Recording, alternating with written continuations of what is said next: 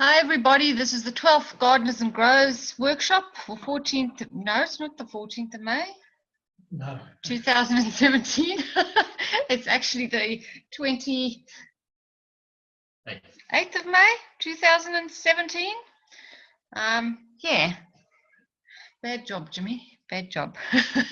Hi everybody, and so today, Jimmy and I did a deal. He's cooking dinner and I'm going to be doing the presentation tonight. So he'll join us a little bit later.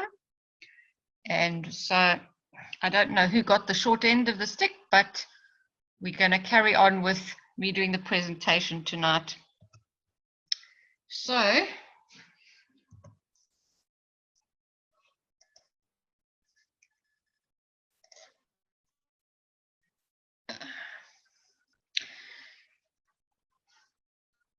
to join the KF SSI Education program, you can apply today at the KF SSI, and this will allow you to be a student in the private teachings. And this is €100 a year, and you get access to a huge amount of information on that website and for private teachings online. And also, we recommend that everybody get 3 books, which are wonderful books, and we read them every few weeks and find they're reference books and they're textbooks, and they're really, really interesting to be able to use. And today, what we're going to do is a bit of basic theory on the principles of plasma science, because a lot of the concepts we talk about, people are still a little bit confused. And we've had quite a few queries on our Gmail account that we put out at the end, asking us what these plasma fields are and how they work. And so we thought we'd have to give a basic little rundown for everybody. But before we do that, we'd like to know, is there anyone with any feedback today? We'd be very happy to have anyone with any of their experiences that they've had so far. And how are you doing, Ross? How's all your garden growing? The tomatoes are surviving with it's been down to about 3 degrees and in one spot 1 degree. The tomato plants are surviving. I didn't believe they could survive at that temperature. Is your fruit still ripening, or is it? Yes, it's not rosy red, but it's a bright orange, and we've been eating the tomatoes. They're good size and they're beautiful taste. They've got a beautiful flavour. Yes, you know, with our tomatoes, what's happened is they are also still going strong. I think our temperature's been down to about, I would say maybe about 6 or 7 at night, a couple of nights. And I pick the tomatoes when they're still just blushing, because we have some creatures that come and eat them in the night and then make a little pile of half-eaten tomatoes down on the floor. So I pick them early so that at least we have some for us. But ours are also doing really well and are still turning red. That's good. So we'll just have to see how they go. The color of the leaves is not looking so great. Same here. Yeah, they don't look too great. Yeah, but hopefully they'll actually at least finish all the fruit that's already fruited and give us that before they finish for the winter. Well, the cherry tomatoes, or what you call cocktail tomatoes, are actually proliferating. They've got green tomatoes coming on. You know, they're flowering and producing more fruit. I didn't realise they'd actually do that in the cold weather. Yes, we'll just have to keep a track. I've got some wonderful tomatoes that are loving this plasma. They're called Thai pink egg. And when I grew them before, they were the size of normal cherry tomatoes, just maybe slightly bigger. But as we are growing these plants now, the fruit are getting bigger and bigger. So every time I look at the fruit, they seem to be a larger and larger size. And those are the babies of the babies that were originally the plasma babies. So they are second generation plasma now. And they're really full size. That's good to hear. Because my tomatoes are, the Groslicia, are quite a good size. I mean, I haven't had them that size. And if their second generation is going to get bigger, I'm going to relish that. Yes, we haven't tried the big tomatoes here because traditionally the big tomatoes always get fruit fly. So we've stuck to the smaller types, but maybe next summer I'll try some bigger varieties and see if we can't get them to go without the fruit fly now. I've never had fruit fly in tomatoes. That's strange. Yeah. Yes, ours, if that's what happened to our ones that, you know, when it hit 40 degrees and they'd gone through the winter, every single one of them was stung. Oh, never heard of that before. It's just a different in climatic conditions and the proliferation of fruit fly, I suppose. I think so, because we're on the tip of the subtropical region. There seems to be and the cocktail ones just seem to have a stronger mechanism to not get stung. Oh, yes. Quite strange. So yes, we'll give that a go next summer, and we'll see how long these last through the winter. It would be really great if they went really well. Okay, so I'm going to start with this little presentation, and I hope I'm not boring everybody with this, but I think it's quite important because a lot of people are not quite understanding what we're talking about.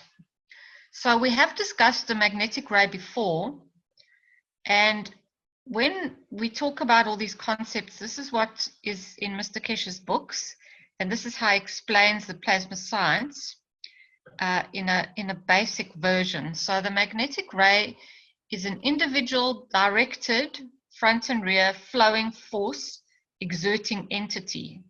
So it is its own little entity there. And please, if you're not sure of something, please stop me so I can explain. So the void in outer space is actually filled with magnetic rays.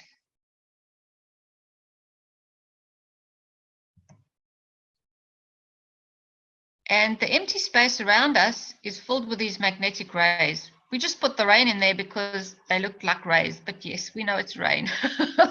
So just as a concept to try and understand. And as we learned before, the magnetic ray has a matter state on the outside, the transition matter on the inside, on the middle, and the principal matter on the right in the center.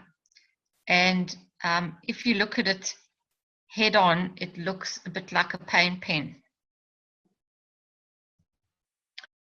So the magnetic rays can also be called the fundamental particles, which come together to create the initial seed of the neutron. And in our current science understanding, they call it fundamental particles. What they call quarks and all sorts of weird things, we actually know now are the magnetic rays. So they're essentially the building blocks of the universe and all that we see in this universe. And everything is connected.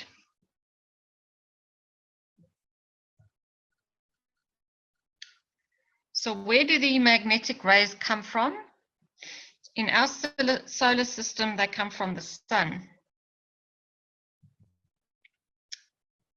Our galaxy also has a central sun. We're quite far out in the arms of the galaxy.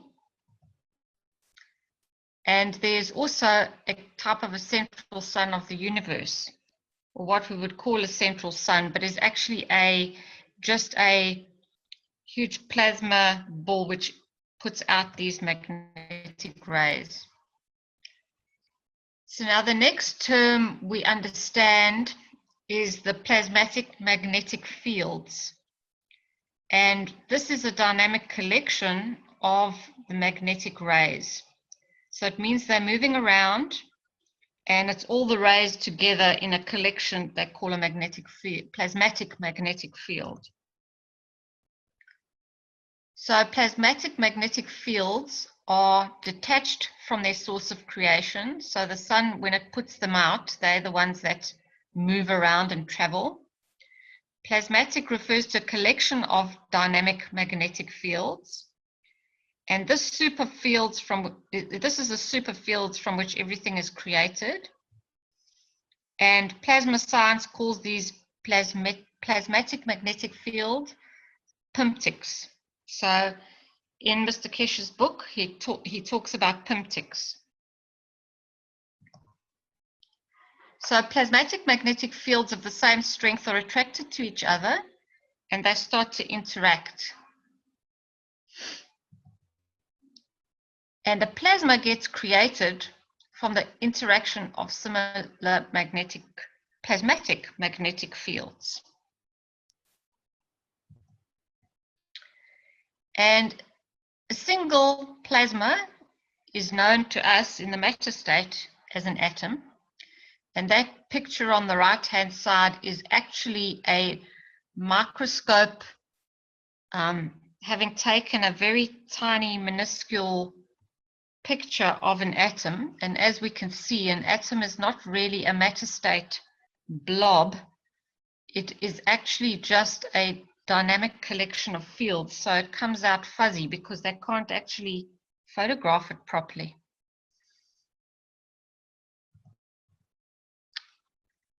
So the existence and interaction of dynamic and different strengths, speeds, and densities of magnetic fields leads to what we see as planets, galaxies, plants, animals, molecules, and atoms.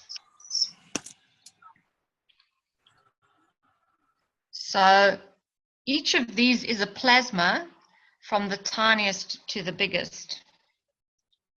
So millions of plasmas combine together to create the plant. The Earth is a larger plasma.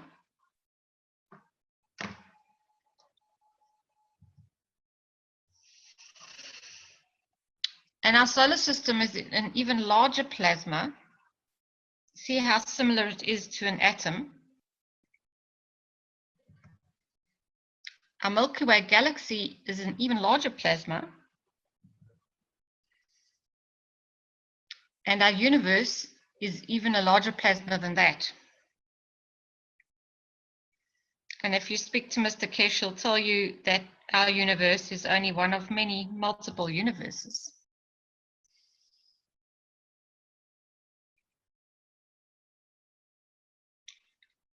So, as we can see, everything is a fractal from the smallest to the biggest. And I love these fractal patterns. They're absolutely beautiful. So from a single atom, you get molecules, amino acids, proteins, muscles, bones, blood, and skin, and a collection of fields that are a plasma. And plasmas manifest themselves in different states because of different environmental conditions. So together they create man or plants or animals or rocks. And could we not also say that man is like a universe, a collection of planets, solar systems, and galaxies? So now here's the other difficult one, because they're not plasmatic magnetic fields. These are now the actual magnetic fields. And I hope you don't mind me putting this cute little Teletubby sun on here, because it is quite a nice way to explain what we're explaining. The fields that flow out of a plasma are called magnetic fields. There are millions and millions of magnetic fields, but they are connected to their plasma. So I'm going to play this cute little clip here anyway, because I know it's going to at least remind you what it does. And then the gravitational fields are an interaction of different plasmatic magnetic fields of different strengths, creating the initial seeds of the plasma where they flow inward, and those are known as the gravitational fields. So what we have, the outward flowing fields of the plasma are the magnetic, and the inward flowing are the gravitational. And yeah, now I can't fiddle with this. There we go. So there's our gravitational. I was looking to help to make some things for the kids' workshops. So unfortunately you got the kids' versions, but I thought maybe you'll still enjoy them anyway. So when you look at a plasma, you get the magnetic field flow going out and the gravitational field flow going in. And this is how plasmas have their magnetic and gravitational fields. So what we call the magnetosphere is created by the coexistence and interaction of the magnetic and gravitational fields. So where you see the outflow and the inflow, there's a barrier which is created by that outflow and inflow, and that is called your magnetosphere. And when we talk about maggravs, it's both the magnetical and gravitational fields together. And there's no currents of magnetic without gravitational, and vice versa. So each plasma entity has its own maggrav strength. The plant is made up of millions. The man is made up of millions of smaller plasmas. A total plasma entity with its own maggrav strength. The same with the Earth, the solar system, the galaxy, and the universe. And so in essence, everything comes from the fields. It's made up of fields and returned to the fields. And if we understand how these fields interact, we'll be able to create conditions in which our plants can flourish. The plants interact with the fields naturally. So if we give them more of what they need, we won't need fertilizer. And understanding the principles of how everything works will help us to develop plasma technology systems for the benefit of all life on this planet. So now we have the questions and feedback. So you didn't get any plants today, but I thought maybe it was a good idea to get some basic understanding going, and maybe others will have a bit of plants a bit later. So any questions? And yes, Jimmy's joined us, so he's here too.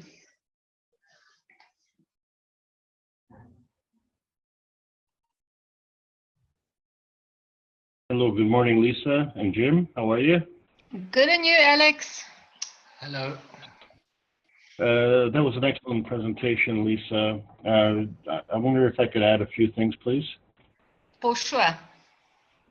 One of the things that a lot of people are afraid of is the science aspect of it, and that's science's fault, actually.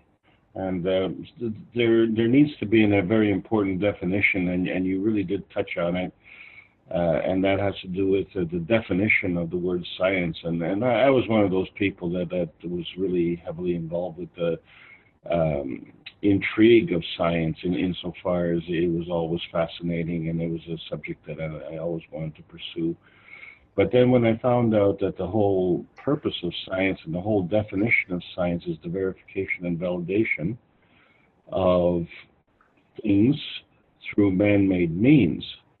And so then I found that the actual science of science, or the actual business of science, is a limiting factor.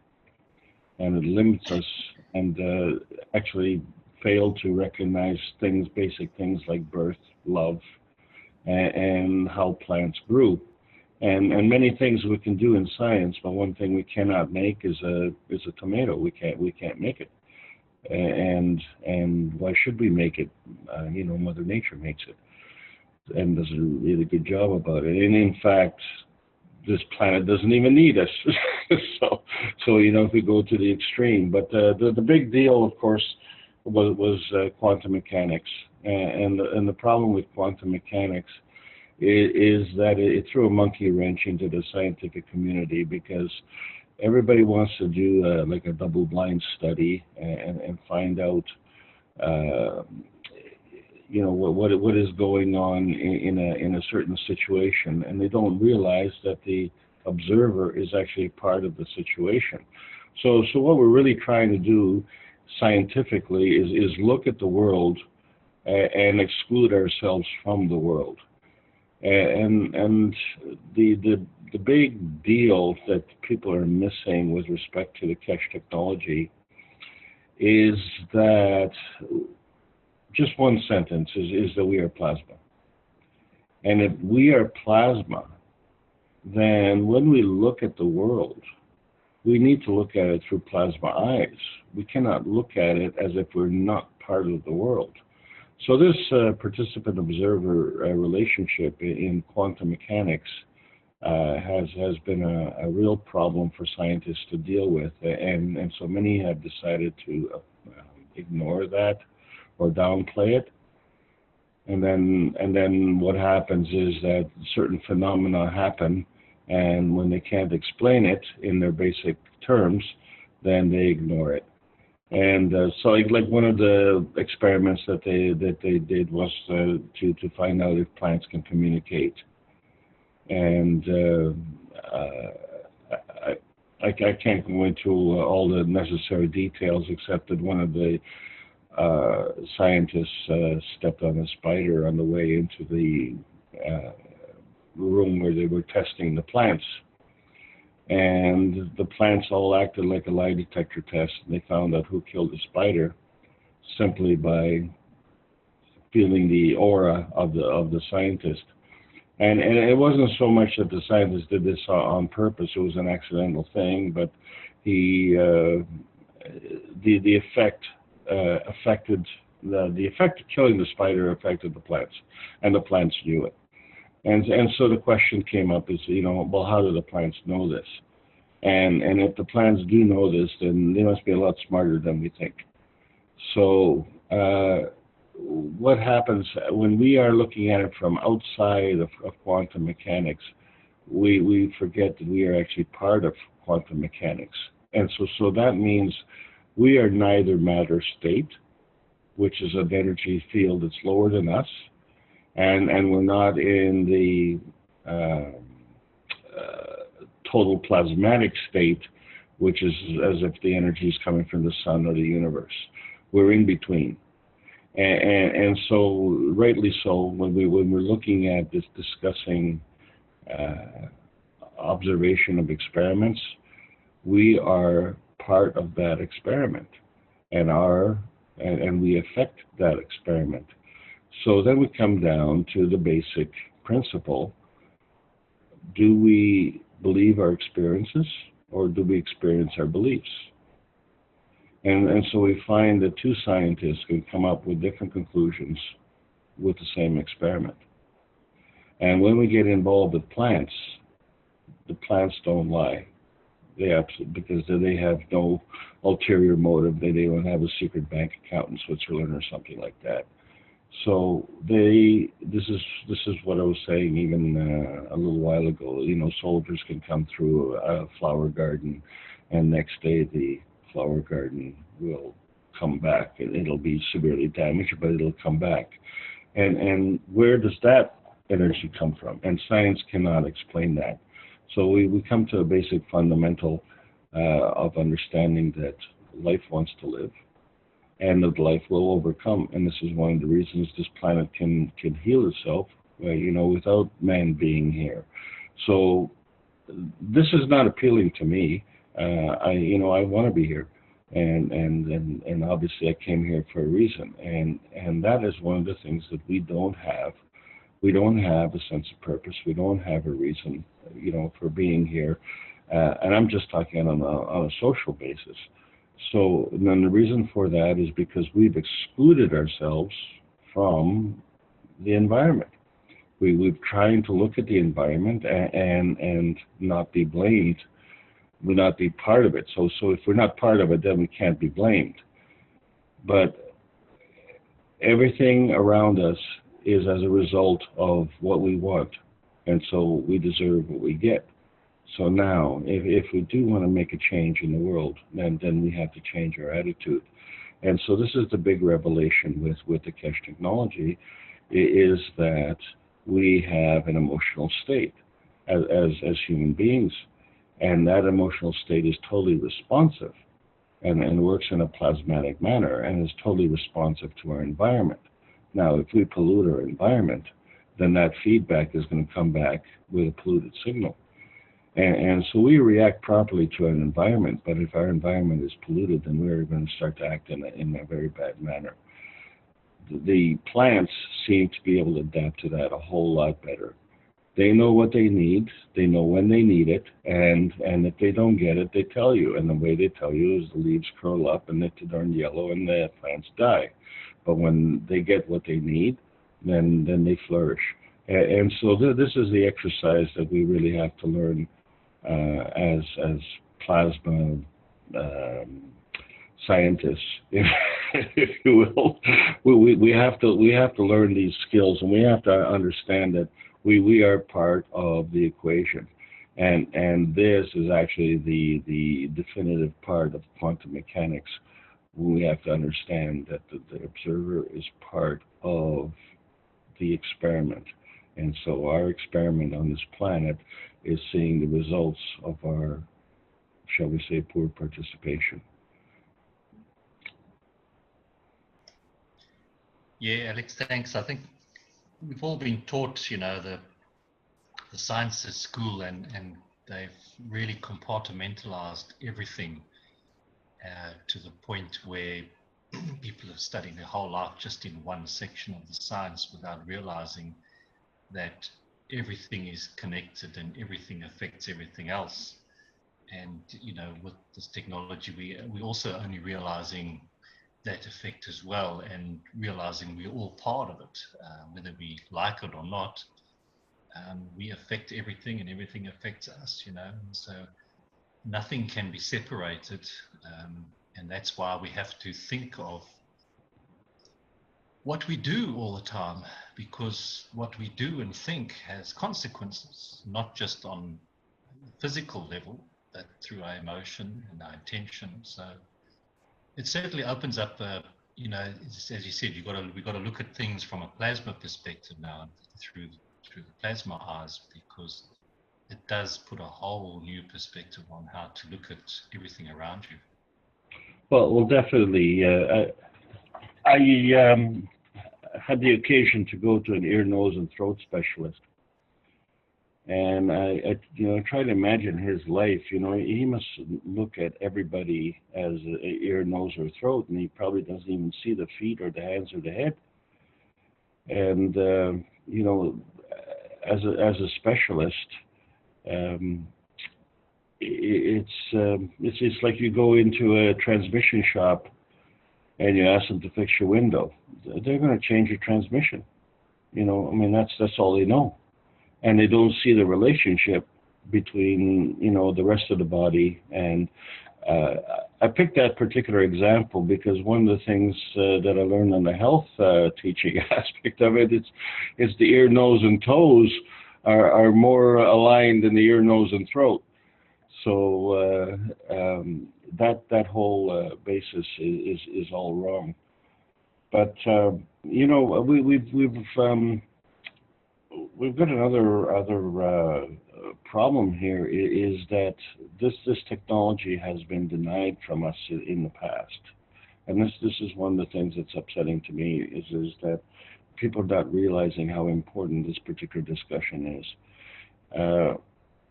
We had a chance in 1989 to look at a man called Gaston Nasens, and he had a microscope called a somatoscope. And that microscope could see microscopic life at 2 orders of magnitude higher than what we can in the hospitals. And where I'm going with this is that I think about 4 seminars back you were discussing or going to discuss bacteria and its relationship.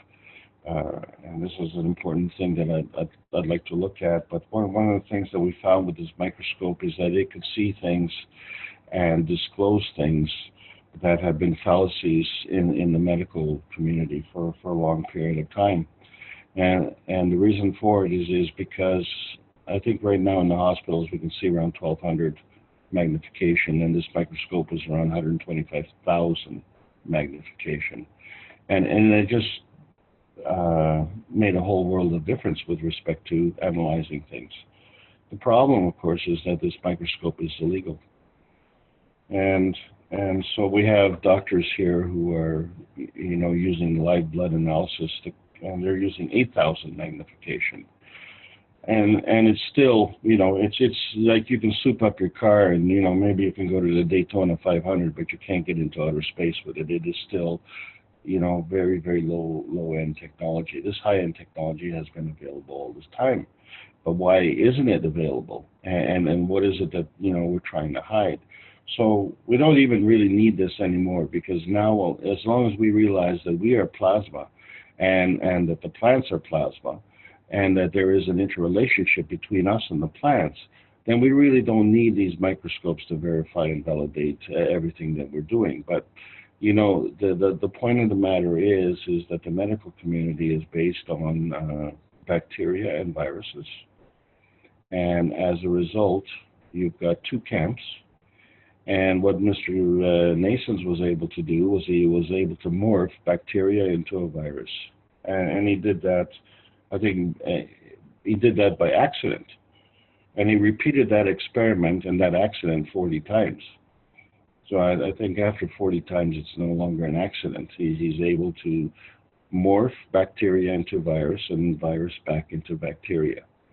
And he repeated this 40 times. And this was done in 1989. And as a result, he was able to discover what causes cancer and other things. And I just want to say that, on April the 18th, we came up with the cancerprocessing.org website, which is a monumental achievement. This is such a big, big breakthrough. And the work that we did in the past, we always found out that we know what causes cancer, but how do we get it out to the public? And besides the fact that we talked about legalities and things like that, the understanding from people, the people say, "Oh, we don't know what causes cancer. We can't find the cure." Well, you can't find the cure because you don't know what it is and you can't define it. But in the end, what we found out was that the cancer comes from within.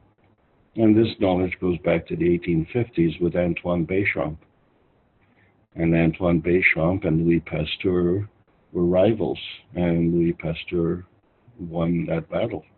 And so we have followed Louis Pasteur's philosophy, where disease comes from the outside, whereas Antoine Béchamp claimed that the disease comes from within.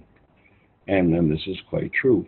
And then how does that happen? Well, we have an emotional response to our environment, which we respond to.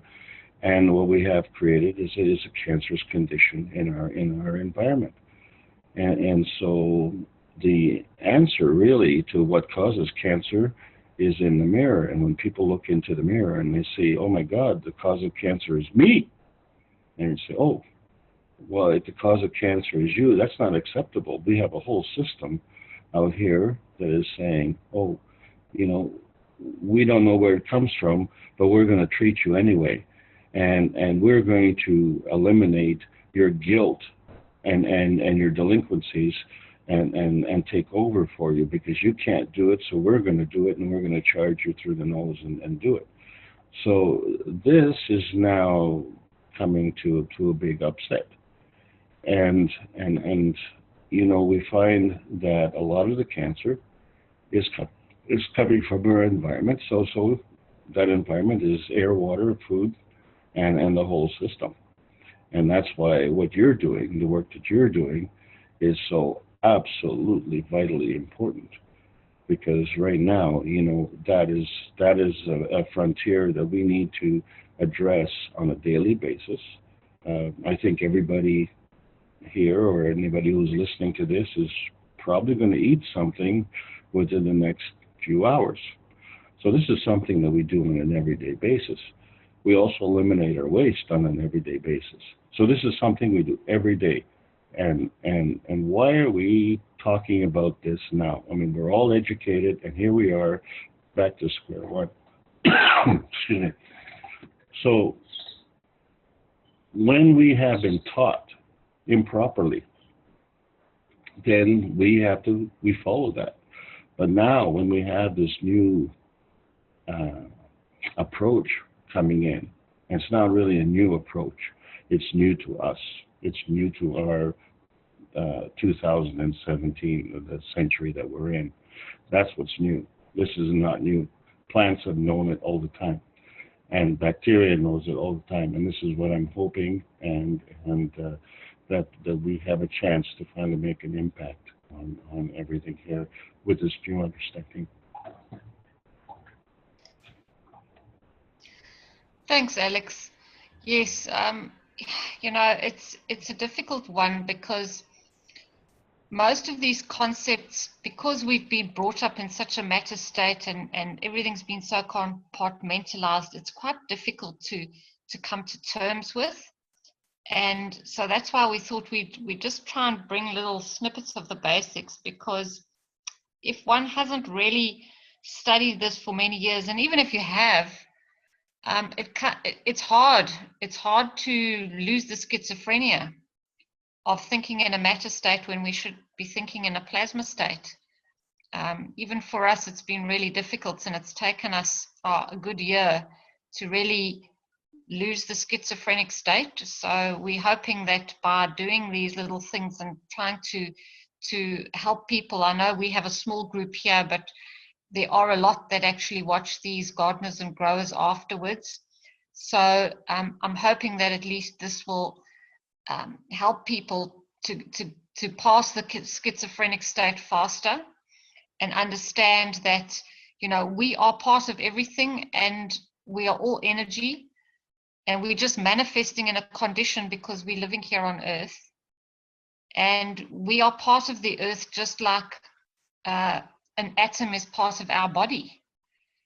So if we aren't correct and we aren't doing it right and we aren't looking after the plants, then we are creating disease in our own body, which is the planet. So, you know, this is the only way we can do it, is to try and help people to understand and hopefully to bring health back to the planet in some way, shape or form, because I don't see any other way. Lisa, you're 100% correct, and you know, it's actually a shock to the system, especially you know, when you look at the age that you are. You know, if someone is 20 years old, I mean, whatever they've learned in 20 years, you know, and then they find that, you know, this is going right against what they learned. But you know, if someone is 50 years old, oh my God, you know, that's even worse. So you're you know, you're getting to the point where you've got to teach old dogs new tricks, and it is possible.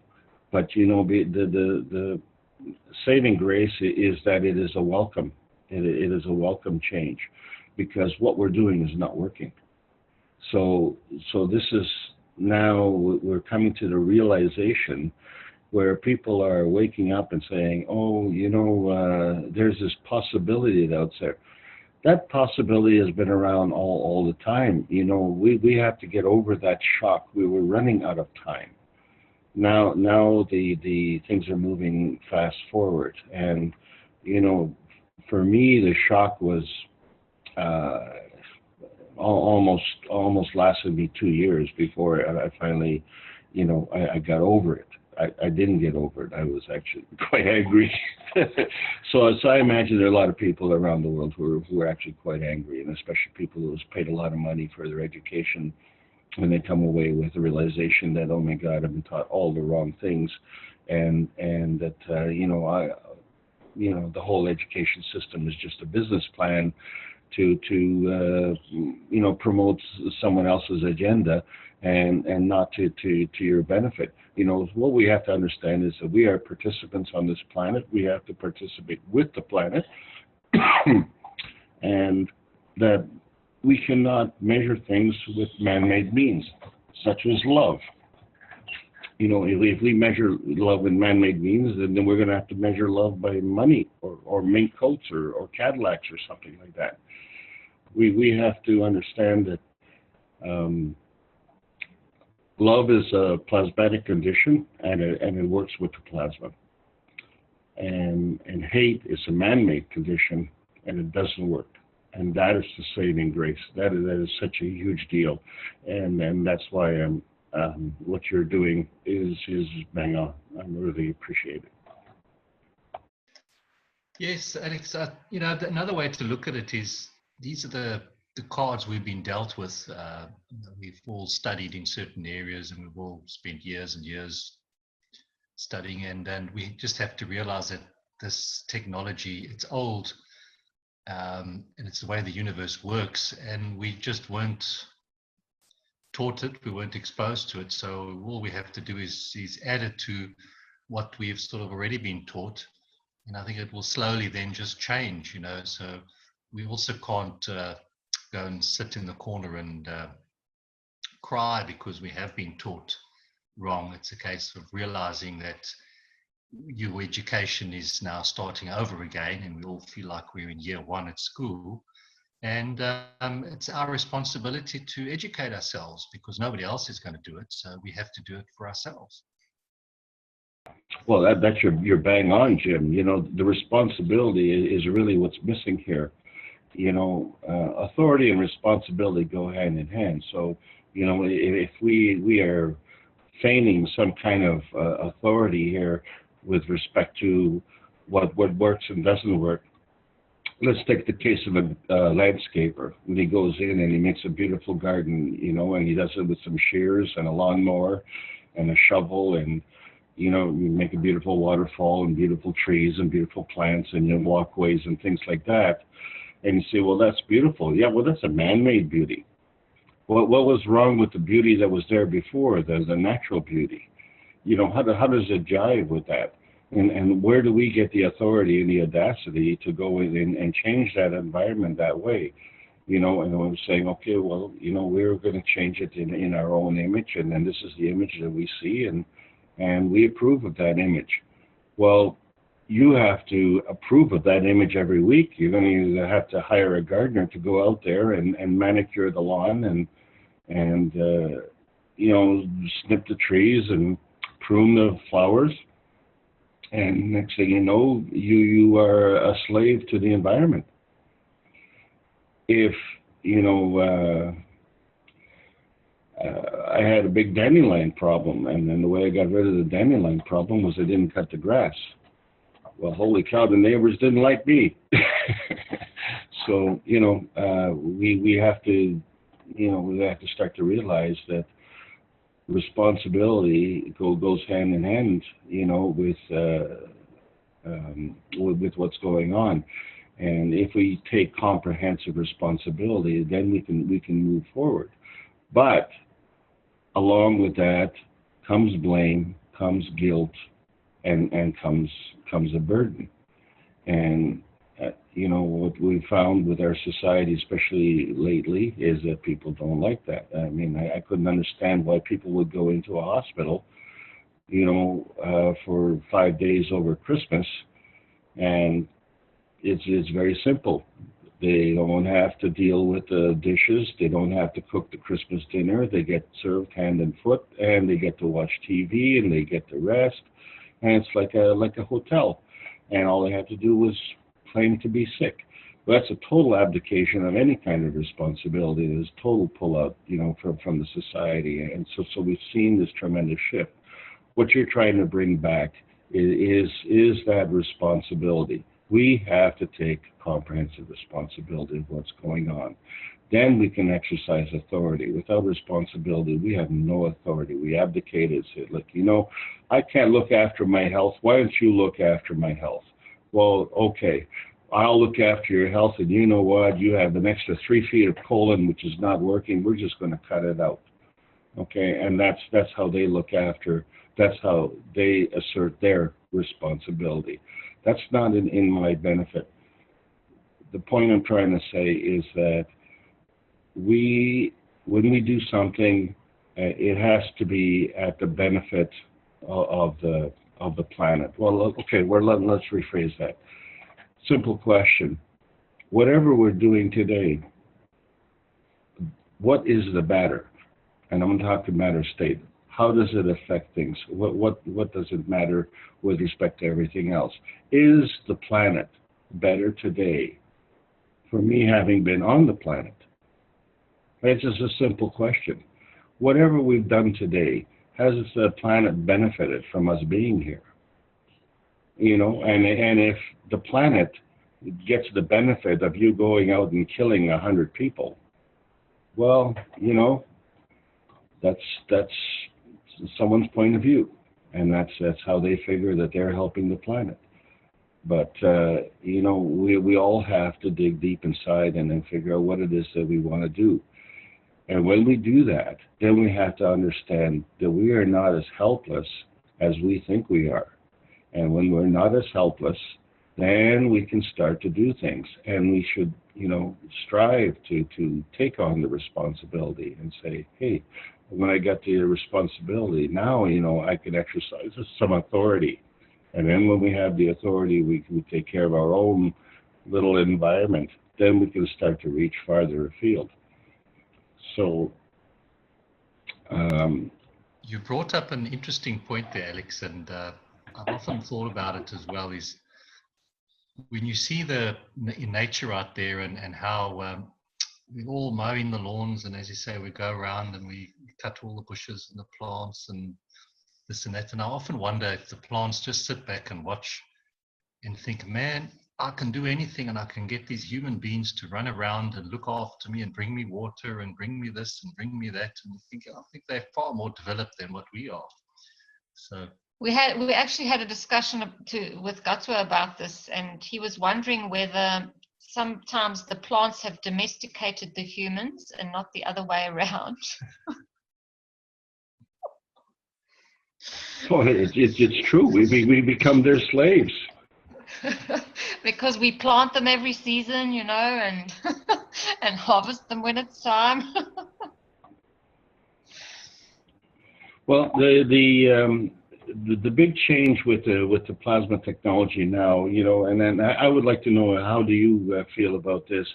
I mean, we are as far as the technology with respect to growing things, it's advanced, and we know it's advanced. I mean, you're seeing the results of it already. But you know, we can also live without food. This is actually a new revelation from my perspective. So really, the growing of the plants, the whole aspect of gardening, almost becomes redundant. How do you see that? I think you mentioned a few seminars ago that you figure you have about a 5-year life expectancy for your particular greenhouse operation. Yes, you know, the thing is, to me,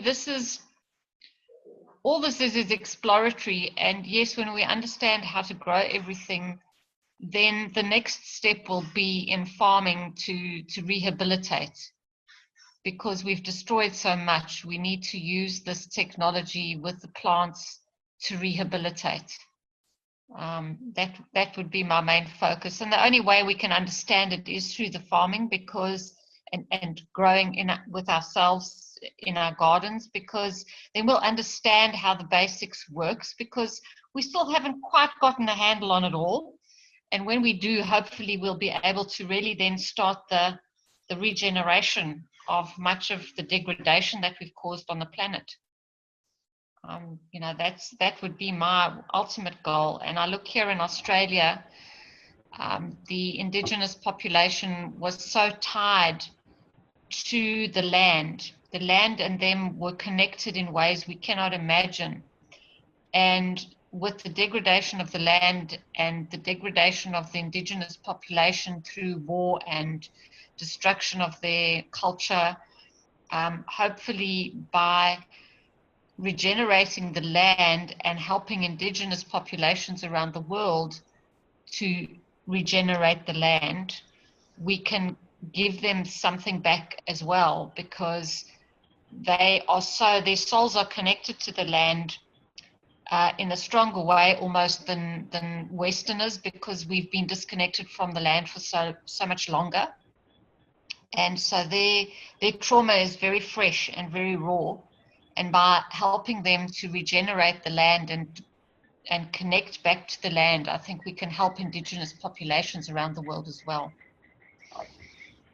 Well, if I could just add one foundation stone here, and then it's a strong opinion that I believe that we can feed the population on this planet, no problem. There, I said it. What was that again, Alex? We have the capability to feed everybody on this planet without any problem. Of course, yes, of course. But that's, you know, we have to adopt that as an attitude. You know, if we don't know how to do it, that's one thing. But when we do know how to do it, and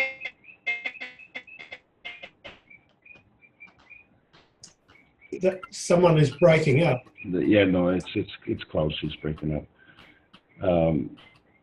We do know how to do it. We have the capability of doing it.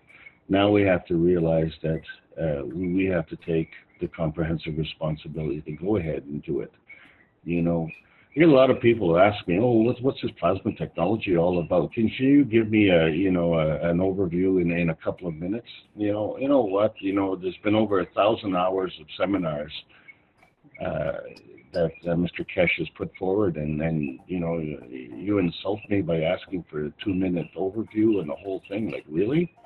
You know, let's invest the time and then invest the effort in doing that, because we're investing the time and effort in other things that may or may not be senseless. You know, we do have the extra time, and as someone said, you know, we all have extra time because we all have TVs. So you know, but we have to choose what we invest our time in, and this subject is a very, very important subject, as I say, is because it affects us on a daily basis. So you know, now if we get the mindset and understand that, yeah, hey, you know what, we do have the capability, we are empowered to do that, and no, you know, you know, there's one country out there that has people that are called untouchables, you know, the scum of the earth, you know, the lowest of the lowest. And, you know, these are plasmatic creatures, if you will, and they have all the capability, you know, they have all the powers that, you know, that the earth has bestowed on them. And when we understand that everybody has that opportunity, that's the great equalizer. Yeah, that's right, actually, Alex. I'm thinking those untouchables, they're more readily available to accepting this philosophy, if you like, of plasma, that as they haven't been indoctrinated with education, as in many cases they have not had the advantage of going to have education. So maybe that's the first place to start. I find it's very hard to tell people about this sort of thing. I'm going to ask you what you do, but I have a young grandson doing physics in university, and I said to him, you know, plasma is the future, and he asked, you know, for a quick summary, and I said, well, it's going to be a long story, but he will not cover that in his course. He has not asked me, he's not interested in what I'm doing, and he'll be, I guess he's 99% of the population, they still pursue, or the authorities still pursue in indoctrinating the younger generation with this outdated knowledge. What do you suggest that or what have you done to assist, people in knowing about this?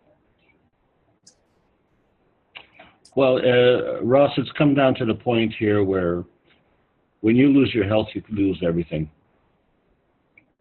I mean, that's the deal. So and that is a daily thing. So when you start to look at what we have, okay, so when I was 16 years old, I wanted what, they told me what I want. Well, I want a new car, and I want a nice house, and I want a nice family, and I want nice clothes, and I want a good job, and I want lots of money. And then, when you lose your health, now what do you want? Yes. Well, I'd like to spend my money. Sure. Well, the doctor is here ready to help you. And no, that's not what I want to spend my money on. I want to spend my money on that fancy car over there. No. You have to spend money on healthcare. And the reason you have to spend it on healthcare is because you don't know how to take care of yourself. So when you don't know how to take care of yourself, then we'll do it for you, and we're going to charge you, and we're going to charge you good.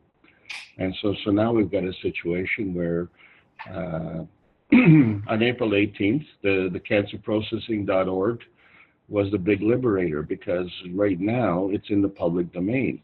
I mean, for years and years, we've been skulking around like criminals going back to 1850, where you can buy a product like an energy drink at the corner store that has been known to kill people, and it's even sold in the dollar stores for Pete's sakes. And then and whereas things that help with health, you have to fight for it. You have to smuggle stuff. I mean, there's a product in Canada that Gas and Nations produces, and because as a Canadian, I can't buy it. It's like 7 hours down the road from me here. It's in the province of Quebec. I'm in the province of Ontario. As a Canadian, if I go on the website and I want to buy it, they black out the screen. But I can import it in from Mexico. So that means I have to send it from Quebec down to Mexico, and then from Mexico back here. Who is governing this, and why are they governing this, and what is the problem, and what are they afraid of?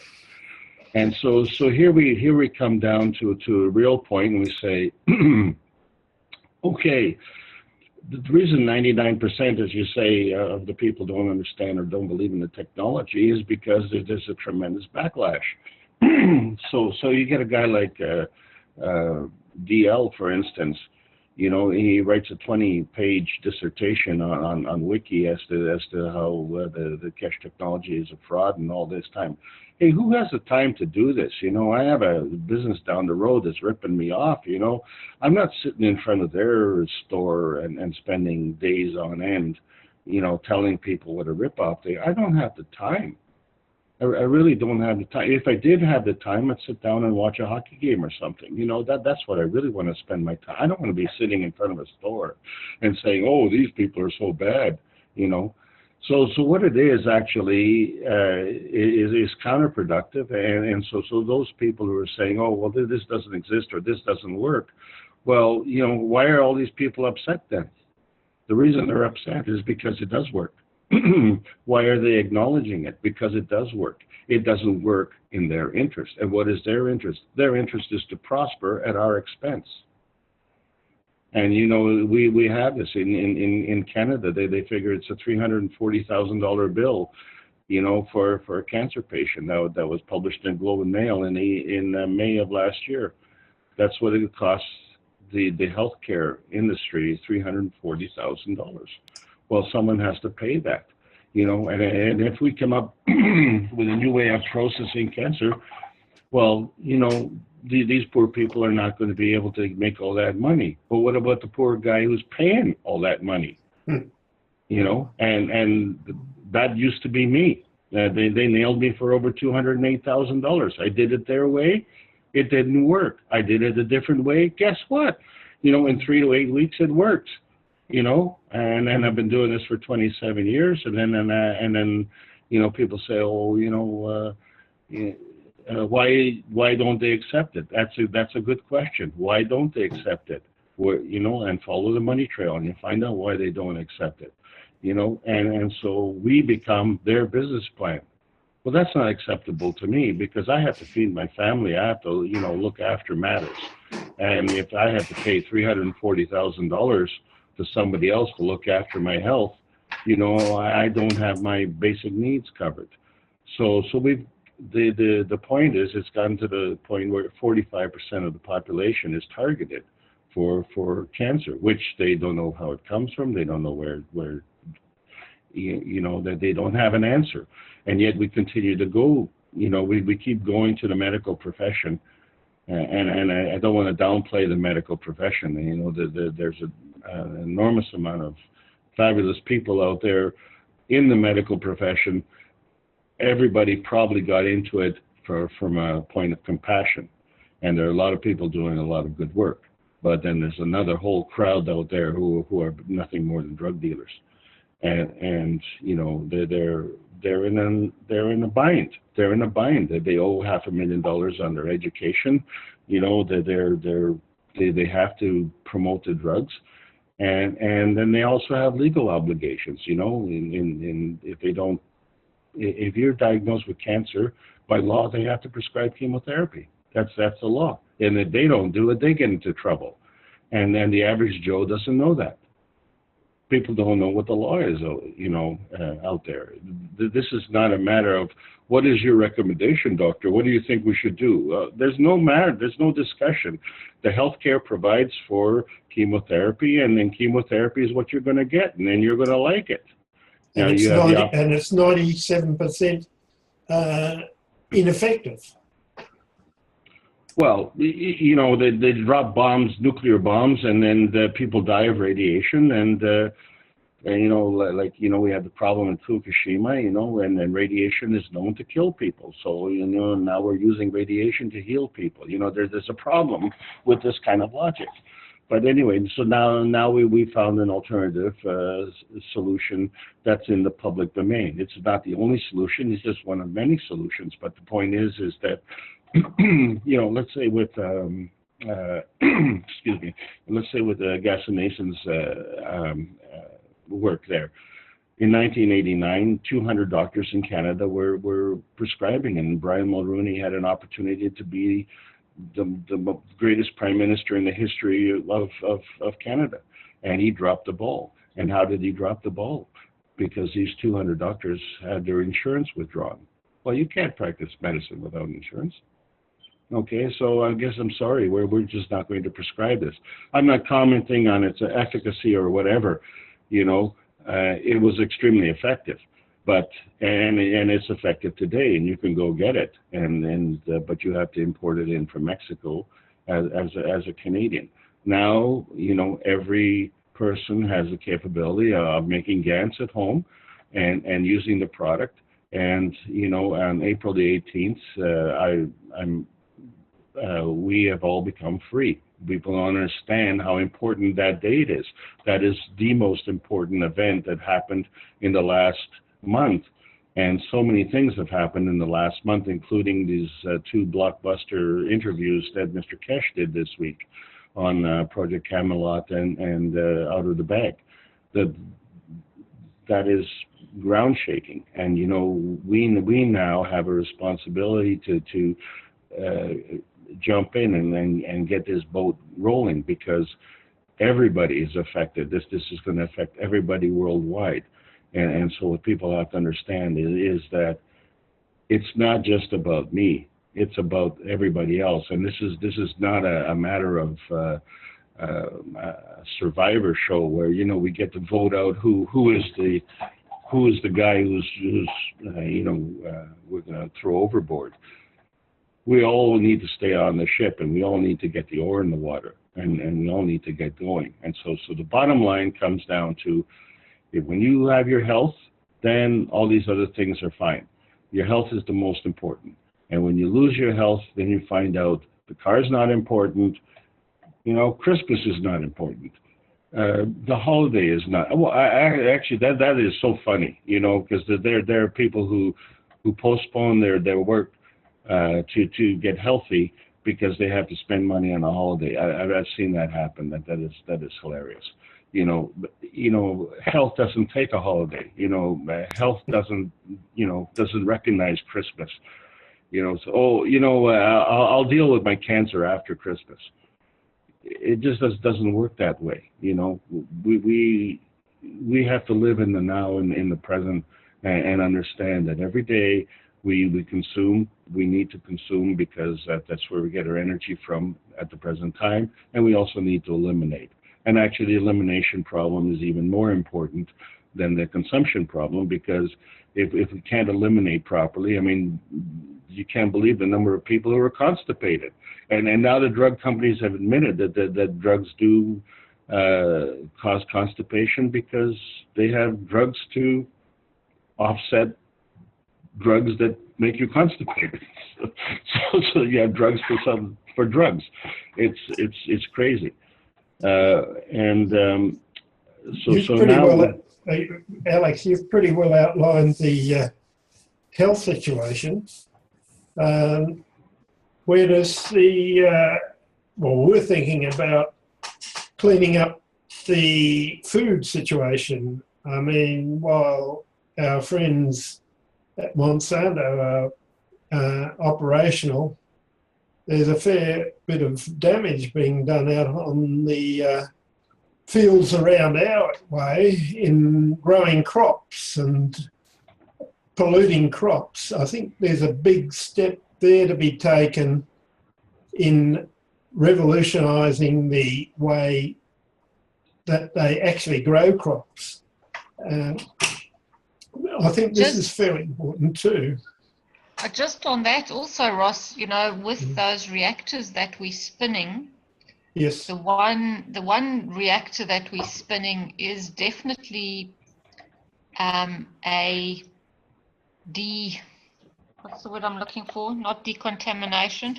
Oh, yeah. Oh, similar, but yeah, I know what you mean. Yes. It's decontaminating the environment around. Oh, yes, of course. Yes. So, we'll be able to figure this out because, yes, we've got guys, up the road, not right next to us, but guys up the road who they had some form of crop in, like a cover crop, and they're right over the road from the school.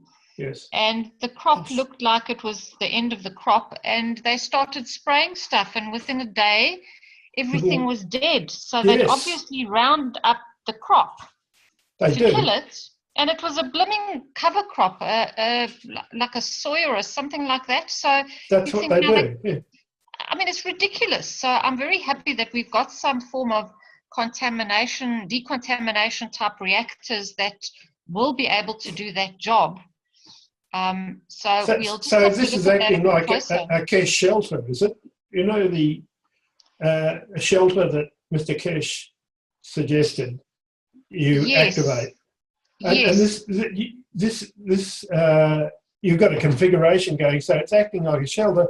Last time, I think a class said that it extended 1.4 kilometres from where you were, or was that the diameter of the? The diameter. Yes, it was extending 700 meters out from the area. I think I might have to buy one of these things. Well, that's three. It's three running together. So we were thinking of trying to create a sort of a star formation.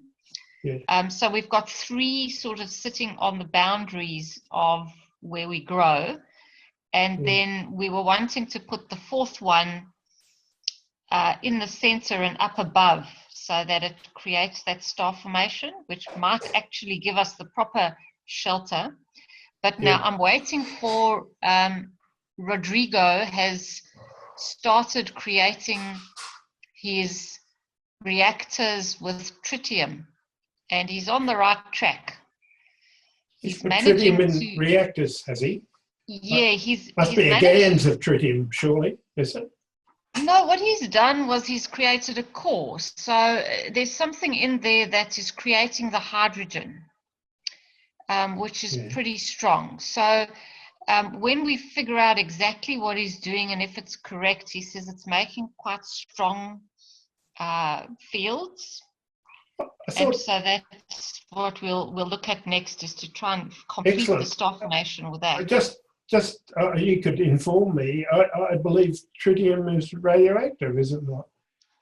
No, it's not. All it is a certain form of hydrogen. It's got 2 neutrons, 1 proton, 1 electron. So it is a different form of hydrogen. Yes, yes. I see, it's H3, isn't it? Yes. What they call H3. H3, yes. Oh, yeah, right. And so it's got a massive amount of energy. Well, that'll be an advent when you get that going. Because now, if you create hydrogen in your cores with that tritium, you know your fundamental field that every building block is made out of is a hydrogen field. Yeah. So if we can get that right, then what you're essentially doing is you're creating like a mini sun, which gives all those fields of the hydrogen around. So it should then feed everything and create the correct environment. And maybe if you ask it, I don't know, maybe it'll make a dome. I don't know, if you connect to it with your emotion. Yeah. Well, it could do too. Yeah. I mean, I've got a field in this house, and some people, I'm not going to mention who, but when they left the house, they were violently sick. I'm not sick, I feel great. Maybe they were actually also creating a decontamination. That's getting close to it. They're decontaminating themselves. They probably had a lot of contamination. Well, yes, I've had quite a few people who I've given the Gans water to drink tell me that they have had a kind of a reaction, a detox reaction. Yes, yes. And so, yes, they get a bit of a fright. They say, is there something wrong with the water? And I say, no, you just you're detoxing. You've poisoned the water. Yeah. Yeah, well, I just had a break just a moment ago. One of our friends turned up. She has problems with 2 knees, and she's been to the medico. They've done something, and it's come back, and, you know, she's at her wit's end. I said, well, try this. I've used 2 pads, and like I used the balls, and we put a gradient between the 2 pads by weakening the Gans mix in and put it front and back of her knees. So we'll see how that goes. But, you know, getting back to agriculture, I think that advent of a tritium is extraordinary. That's something I look forward to. Yes, it's in the works, and we're hoping that we'll get others to try and replicate and just to judge to see what is going on there and whether it's really working well. And it's added a lot to his work on in the health side too. So that's great. I've got a couple of people interested in this, and they said their son was going to come along and have a look. That's when I said, you know, that they were boggled with the growth of this crop I've got out here, tomatoes, etc. And they said, oh, we'll send our son along. He's a farmer. And I said, well, he could pretty well set up a reactor in his field. I said, and it spreads this same field, plasma field, in his crop, and it'll grow like fury. Well, they said, wow, you know, we'll send him along, but he hasn't turned up yet, and I think they're into seeding now, but I'll be interested. If he comes, I'll get him to set up a reactor, or would you suggest a group of reactors in a star formation? Or? Yeah, and I'd reckon, you know, going with kind of a spraying the land with a C-GANS and CO2 combination as well, you know, with the water, and because you've got to kind of really look at an overall picture. Yeah, I see. Yeah, that might be a bit harder because they use the phosphates and fertilizers there. It's going to be hard to sell that one. Another option there, Ross, is to actually have a couple of bottles of CO2, and then even if he just takes a small area of his field and he just buries those within sort of 50 meter, right. take a square and just let him just do that on a small scale, and then just let him see for himself the changes. Yes, that may be a good idea. Yeah, that's when if he he takes turns up. a small portion, Yeah. Yes, I just understand. like you and your pumpkins. Yeah, I understand completely. And I've seen those, they run tests with fertilizers over small areas and just to check, what the growth rate is and that sort of thing. We could do it with GANs, but I've got to get into his paddock and he hasn't turned up yet, so we'll see how things go. When he arrives, he will. Yeah. If they've done any other sort of organic, finding out, and if they've done anything with biodynamics at all, then at least you've got a good chance of getting in. But if they're pure chemical farmers, you've got a hard road ahead. Yeah, most of them, well, 99. I do know biodynamic farmers, but they're about 50 kilometres from here. There's just a set of them, but they're probably sold on biodynamics too. But we'll see how it goes anyway. Yeah. Thank you very much for letting us know about that the tritium aspect. That's quite interesting. Yeah, hopefully that will bring the next bit of good new stuff out, Wow, that may be a real advent, as I understand it, and as you explain it too. Yeah, it could change a lot. So, right. Yeah, I think if I can add there just to that, the amazement that we have with respect to the new technology is something that we have to get rid of. I think we have to have an attitude where we have to understand that this technology exists and that this technology works, and that the newness of it, the incredulity that's associated with that. Is something we just have to forget. We have to get on with the business of applying the technology. And when we start to apply the technology, all the naysayers and everything will fall by the wayside, because as long as we listen to them, then they're going to be wasting our time. So we just have to. I know that Lisa and Jim and you, Ross, have fabulous crops that are going ahead, and you just have to continue doing what you're doing and not worry about what people think. We have some legalities that we have to overcome, but the end result is going to come to the point where you're going to have the best quality of food, and that's what people want, and that's what, not only what they want, but that's what they need. So in the end, that's going to win out, and all we have to do is stay the course. And as these new things, this is great news with Dr. Rodrigo. I really like that.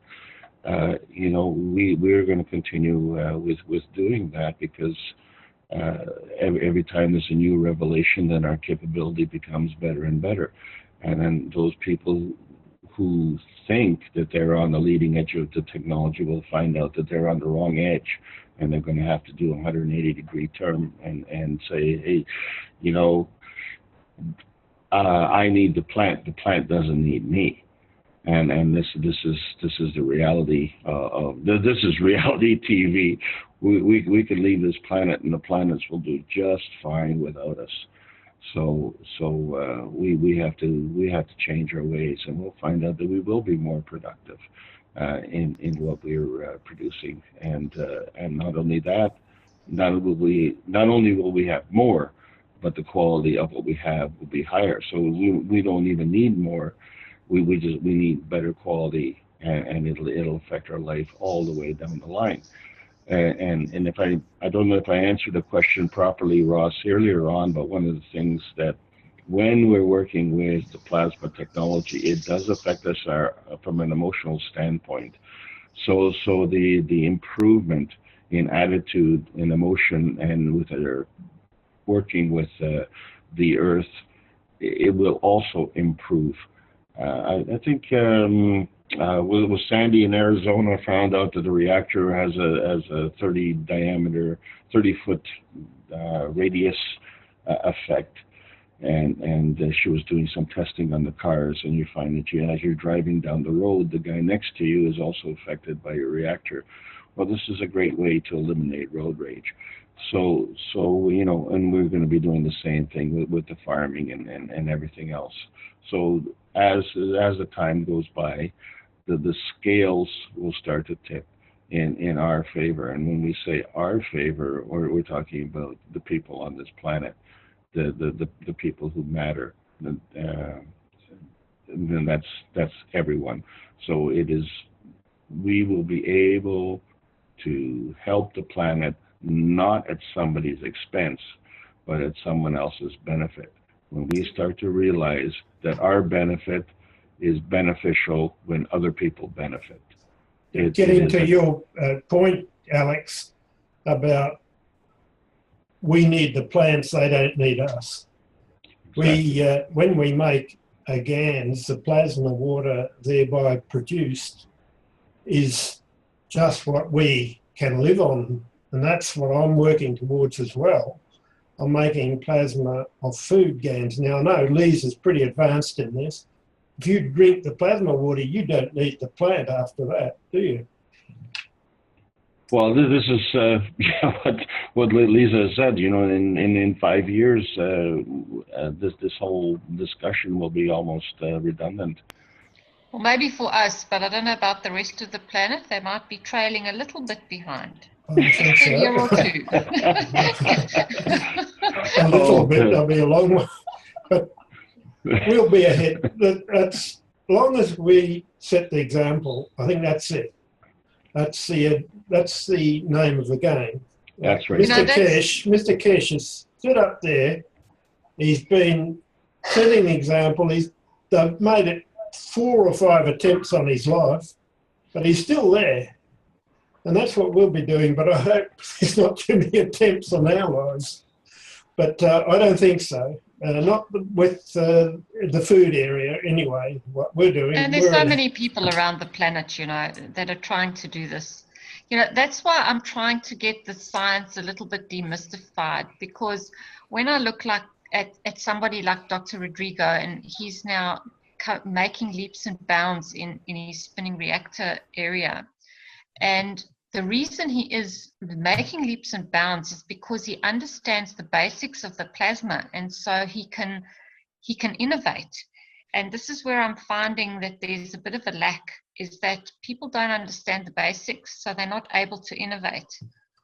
It's Mr. Keshe's usual story of, there's too many monkeys see, monkey do's. So that's why we're trying really hard to just bring little bits of info so that people, if you just have the basics, you can be the innovator and the creator. And that's going to be when the science blossoms into its abundance that it's supposed to blossom into. I think it's a lot to do with intent, Lisa, too. If you've got an intent, it'll come. Intent to help, say, the plant life, to help health of people. If you really got that intent, it'll go and you'll be able to innovate. I find it, well, you can innovate in a shotgun method, which means you can't replicate if you don't know what you're doing, which is what I've been trying. Oh, we all try that. But the old shotgun, you can hit and miss, Sometimes you hit, and if you can reinstate what you've set up, you can actually make it work. That's the name of the game, I think. I find it's, you know, if you don't quite understand what you're doing, you're hitting and you're missing, but you're not quite sure why and what. So it's getting a bit easier these days by understanding the fundamentals. And it's not like you have to get really totally into the exact, but it does help to at least know the, you know, what the balance and how the balance works, and the stronger feeds the weaker, and this, you know, so I agree. when you understand those things, it's much easier. Yeah. Well, I think I've got a bit more learning to do, but I can hide a bit of info off you guys for the time being. I've got to go and eat. My wife has prepared a meal, and so I'll sign off. Yeah, Thank and you very much. I think we're going to have to go because Yeah. yes, Jimmy has cooked me supper too, which is a major Nice. once in a year event. Oh, poor Jim. Hey, This was supposed to be the Mother's Day supper that I never got. you've got it now. So it's You taken better an extra appreciate 2 it. weeks. And Yeah. yes, we had sick people in the house and all sorts of things, so it was postponed for many days. So Nice. finally, I'm getting my beef Wellington. Well, beef Wellington. James and his beef Wellington. Good. It's a I'll very see you later. famous McDonald meal. Right. Sounds like a good clan gathering. Anyway, thank you very much, Lisa, and Alex and Jimmy, if you're listening there in your apron, and we'll see you next time. Cheerio. Thanks, Ross. Bye-bye. Awesome. Thanks, Russ. Okay, Alex. Are we going to call it a day? Yeah, I think so. And I thank you very much, you and Jimmy, for your tremendous work. And hopefully next time we'll have some plants again. We've just been, yes, fairly busy with other endeavors, and so the plants have taken a bit of a back seat, but I'll be bringing some spinning reactors and plants next time onto the agenda. Sounds great. Sounds great. Thanks very much, Alex, and thanks to Trish and Neil. I see them in the background there. And next workshop is the 11th of June. And have a good 2 weeks, and we'll see you then.